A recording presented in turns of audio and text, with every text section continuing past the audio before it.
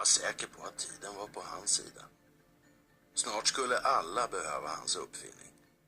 Och han var ju skyddad. Han hade ju sitt patent. Onsartat. Den tid som vi skulle känna igen oss i hade kommit. Med persondatorn som en multimediamaskin.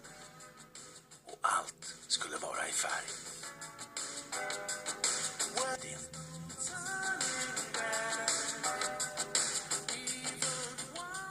Och själv hade han aldrig tvivlat.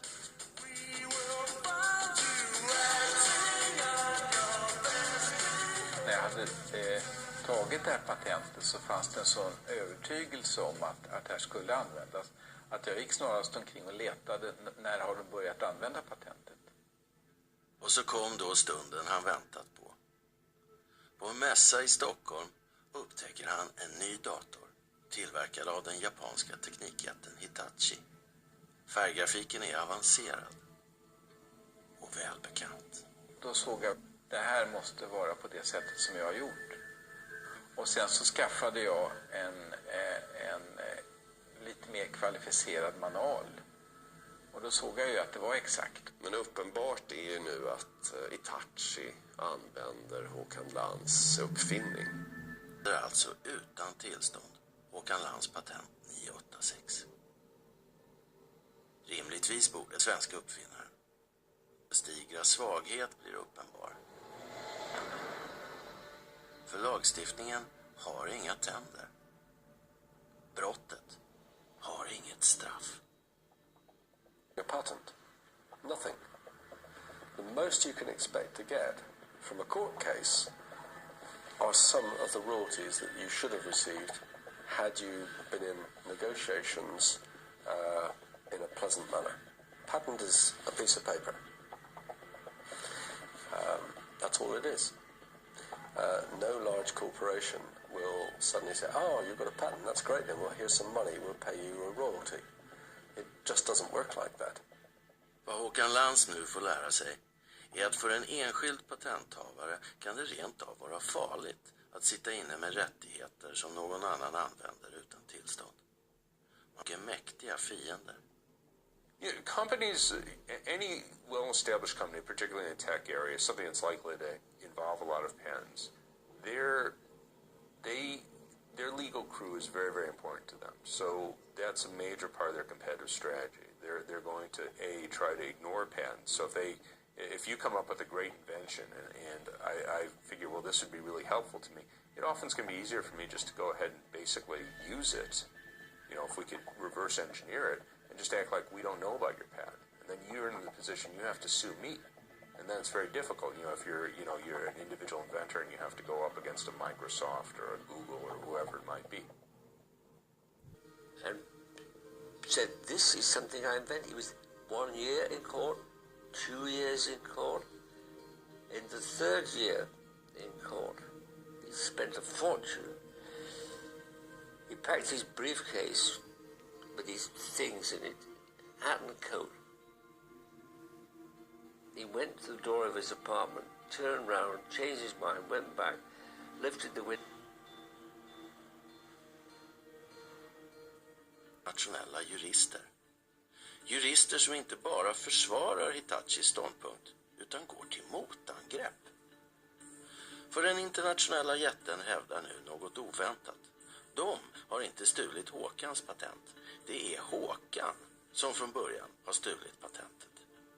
Hitachi hävdar helt enkelt att patent 986 inte tillhör Håkan Lands och stämmer i sin tur honom. If one lawsuit doesn't work, we'll try 2. If 2 lawsuits don't work, we'll try a lawsuit and an appeal. And it becomes this way to use the bureaucracy and principle of law. It doesn't necessarily matter that you win. It's not necessarily even what kind of cost you'll incur. It's an attempt to knock you off the chessboard.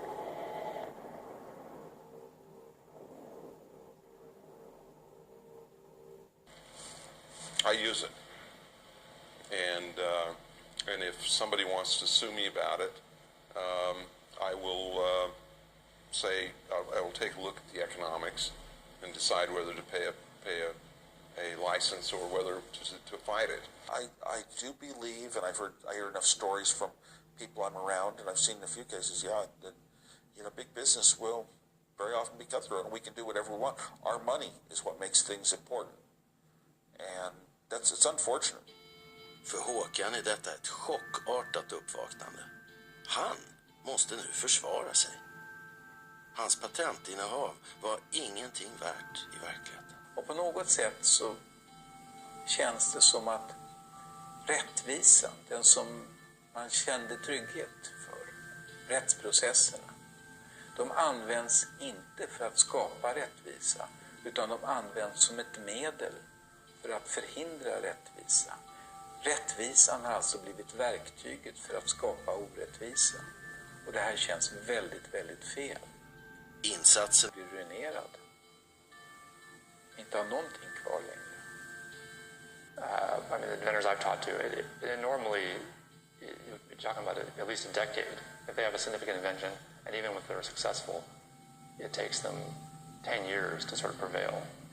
And what ends up happening is rather than continuing to build on that invention and think, how other things they may have been thinking about to be able to make it improve it and other ideas they have, they end up putting all their sort of force of will or single-mindedness in beating these people in court. Och det är inte bara ett vågstycke, en tuffhet, utan det är ju någonting som riskerar hans ruin. För förlorar han, och det här är stora pengar, så riskerar han att få en helt ekonomisk kollaps. Tvisten gäller vem som uppfunnit färggrafiken i datorer. Ett svenskt patent på datagrafik har varit föremål för en rättegång i Tyskland. Långdragna, kostsamma juridiska patentprocesserna internationella. Hem igen efter rättegången i Tyskland. Davids kamp mot Gud. Tvisten gäller vem som uppfunnit färggrafiken i datorer. Mellan företag och juridiskt och mellan olika uppfinnare, att striderna kan ju vara mycket intensiva.